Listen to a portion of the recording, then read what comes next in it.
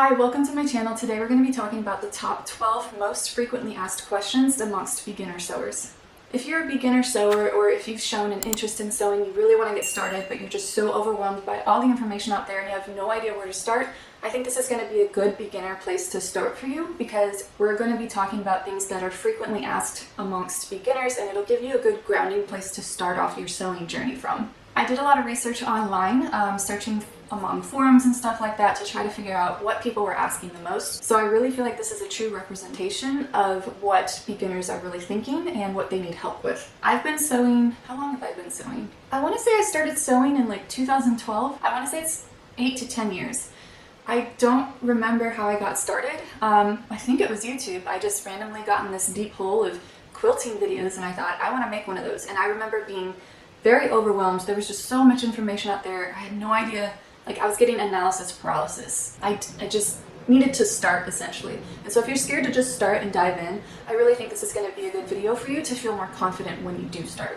I'm going to be answering these questions in order of foundational knowledge, if you will. So some of the really foundational topics that beginners should know, I'll start with, and then I'll build on top of that. So question number one is, what is a woven fabric and what is a knit fabric, and what is the difference between the two? This really has to do with how the threads in the fabric are woven. That's literally it. You can really get more into trivial details about the difference between the two and all of the specific types amongst those two categories, but I don't want you to worry about that for now because you're going to get overwhelmed. Just try to keep in mind the two different categories. So woven fabrics are fabrics that were made during production with two different types of directions for the weave of the fabric.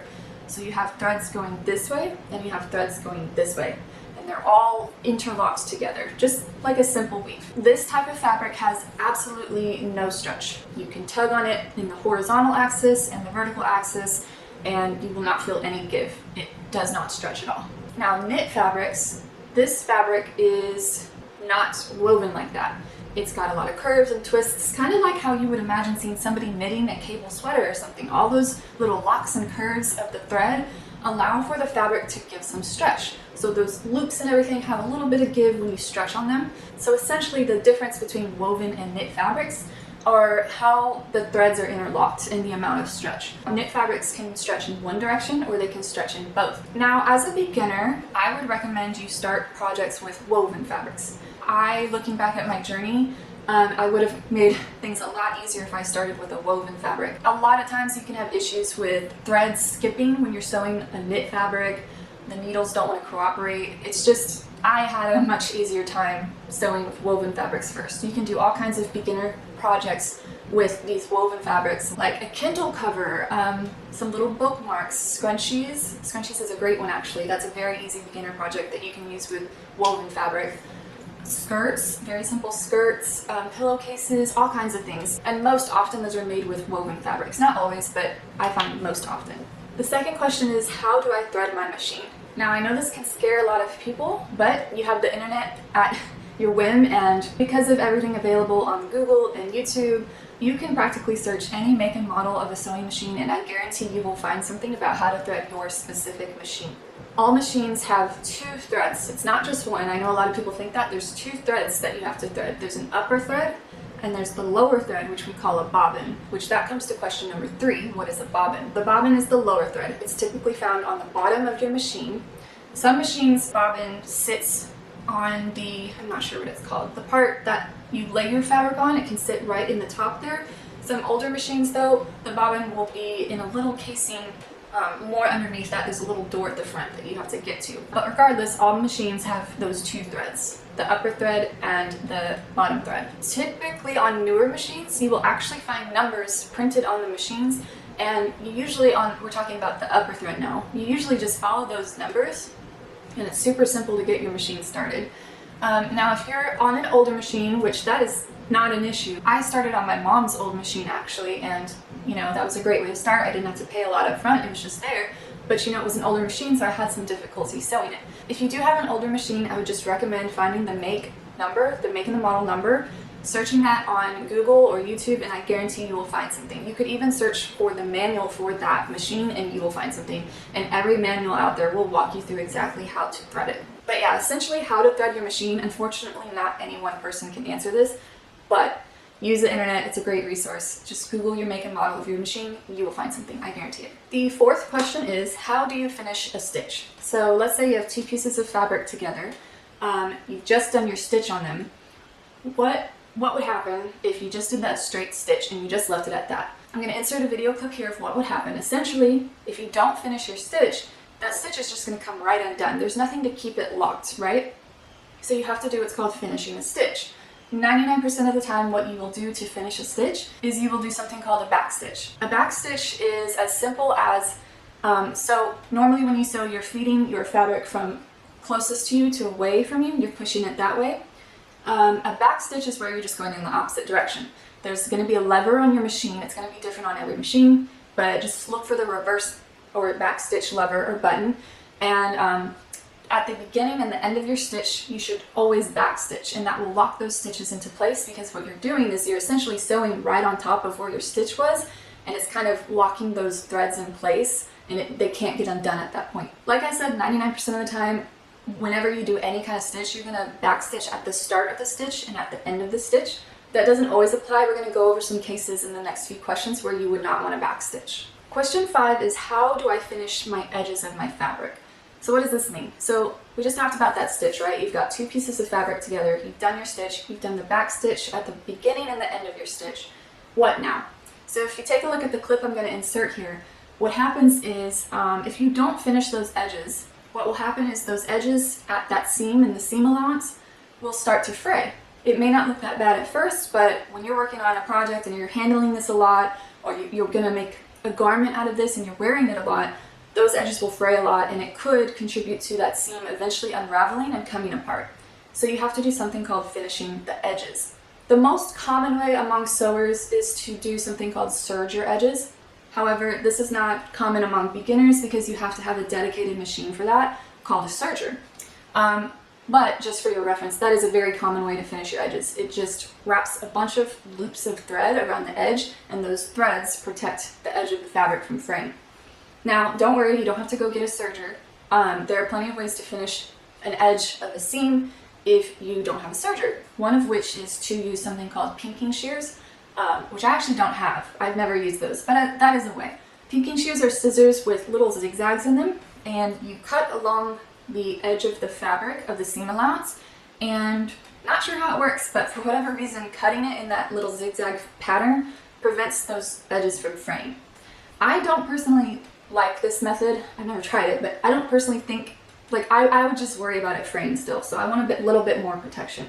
So a few more ways a beginner without a serger could finish the edges of a seam is to just do a zigzag stitch on the end of the fabric. Most beginner machines will have a zigzag stitch, and you just line the edge of the fabric up with your needle, and here's the edge of the fabric, and that needle will just zigzag like this, so it'll touch the edge of the fabric, into the fabric, edge of the fabric, into the fabric. And it's essentially doing what a serger would do. It's putting some loops of thread around the end of the fabric, and it'll protect it. So it's a very simple way you can finish your edges. You can also do a method, I'm not sure of the exact name, where you can fold the edge of the fabric under itself and then stitch that down so that there's no more edges visible. It's concealed under that seam at that point. So there's a lot of ways you can finish the edge of your fabric, of your seam allowance. If you just Google how to finish the edge of a fabric, you'll come across many, many ways, but the ones I just mentioned are some of the easiest ways for you as a beginner to get started. Question 6 is, what is a basting stitch? So if you're sewing with a sewing pattern, you're making a garment, you may come across a time where you need to use something called a basting stitch. A basting stitch is essentially a temporary stitch. It's not meant to permanently hold two pieces of fabric together. It's meant to be temporary for testing fit, for holding two pieces of fabric together that need to stay in a fixed position while you do something else with the project. Essentially, it's a temporary stitch. And how you do a basting stitch is you set the stitch length. So the stitch length is how far apart the needle does a stitch in your fabric. So the needle's going in and out, in and out, in and out in the fabric. And it can either be really tiny little stitches, so the needle is really close together, or it can be very, very wide strides. And a basting stitch, you typically want to go with the longest stitch length you can on your machine. Mine goes up to a 5, and I'll insert a clip of what it looks like here. So I just put the stitch length up to 5, and then I do my basting stitch. and you'll see the seam, it does stay together, but this is an instance of where you would not want to backstitch at the beginning and the end of your stitch, because a basting stitch is meant to be temporary. You don't need to lock those stitches into place. You don't need to worry about it coming apart because it's just temporary. Now you're going to use this very frequently when you're making clothes. You're going to get to a point where you need to test on your clothes to see if they fit properly, and it would, like if you're doing a pair of pants and you need to do a long stitch on the side of your pants, that would be really annoying to do a stitch that was with really tiny stitches, only to come to find it doesn't fit well and you have to take all those stitches out. That would be an instance of where you would use a basting stitch, and because those stitches are so long, it's really easy to get your seam ripper in there and take the stitch apart very quickly, so you can just re-stitch it in the way that you actually want it. So now I'm going to get into some questions that delve a little bit more into sewing patterns, i.e. sewing clothes. I know when I was first sewing, that was my main goal. I wanted to make clothes really badly, but I know sewing patterns can be really confusing at first. They just look like a foreign language. So at this point, we're going to break down some things that you're going to often see in a sewing pattern. So question 7 has to do with visually how a sewing pattern looks. When you cut out your pieces in your sewing pattern, you're going to see these little triangles on some of the edges of the pieces. These are called notches, which brings us to our question, what are notches? Notches are on sewing patterns to help a sewer know exactly how to align two pieces of fabric together so they're confident they're in the exact position they need to be, and then they'll make their stitch. So I'm going to insert a clip here of me this is going to be a way scaled down version. I didn't want to cut out a whole pant leg pattern just to show you. But so you cut out your pattern pieces, and then you need to cut your fabric pieces out. And you could cut them out in the way I'm showing here first with the little triangles, just like you see it on the pattern.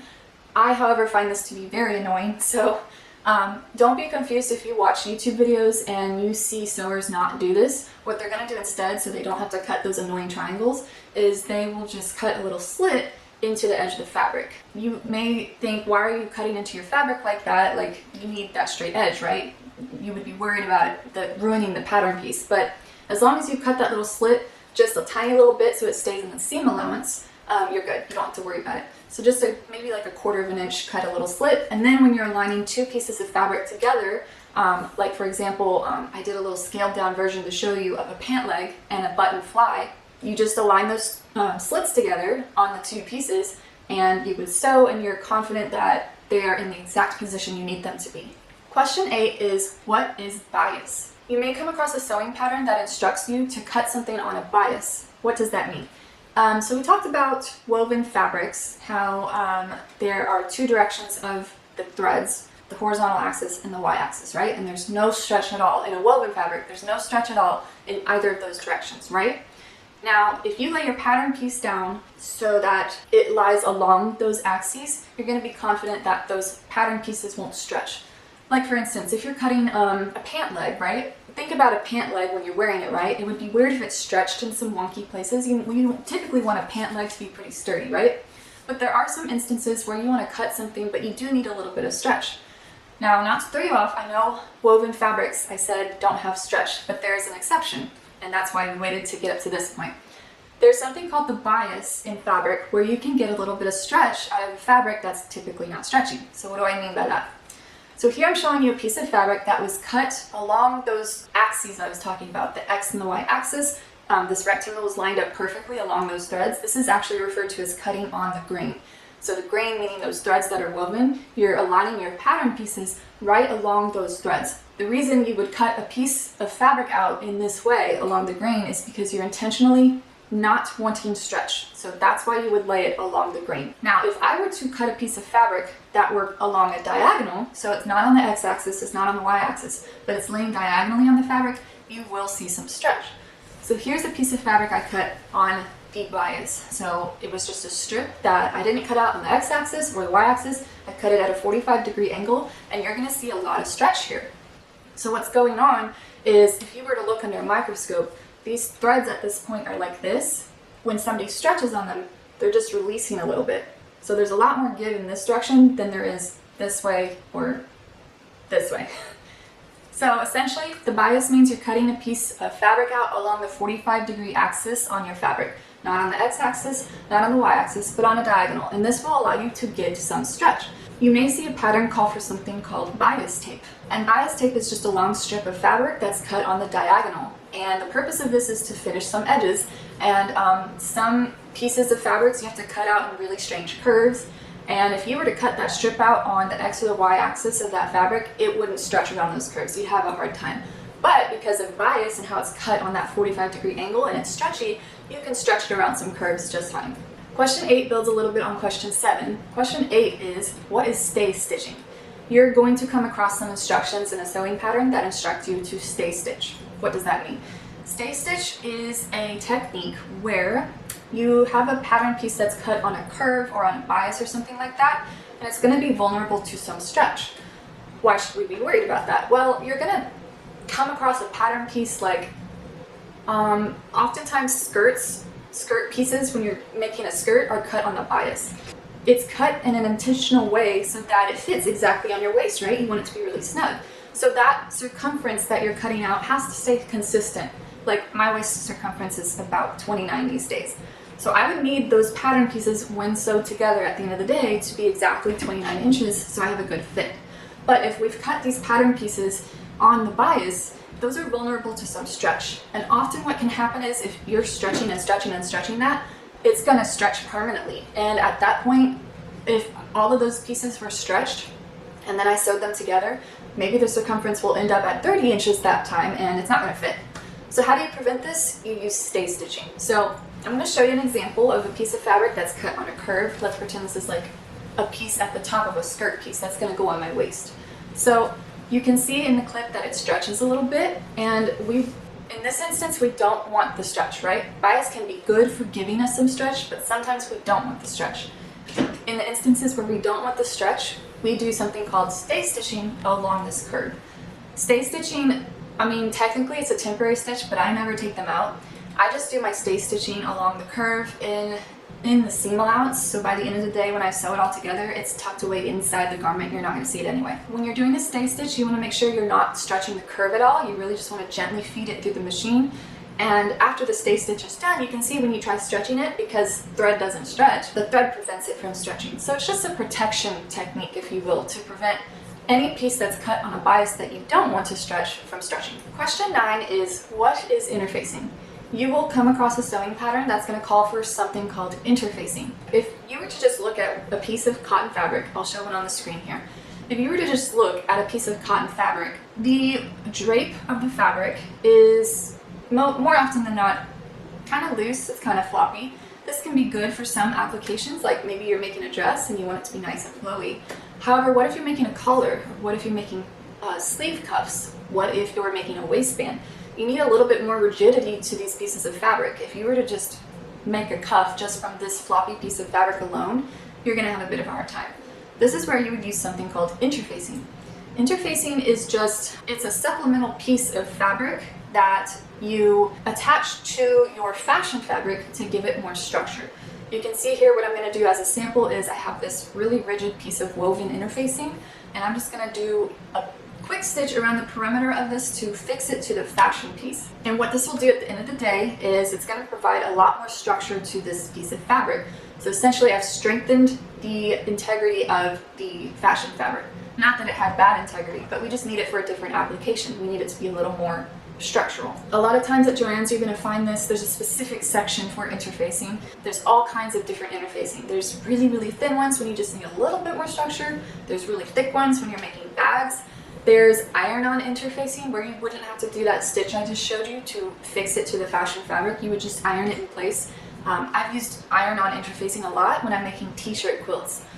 T-shirts are typically a knit fabric, so they're stretchy, but in a quilt, I would not want that to be stretchy, right? I want quilts to be rigid and not stretchy. So this is a perfect example of when I would use an interfacing, and I ironed it on that t-shirt, and it made the t-shirt less stretchy. I think I messed up my numbering. I was scared of that, so I'm not sure what number I'm on. But the next question is, hi baby.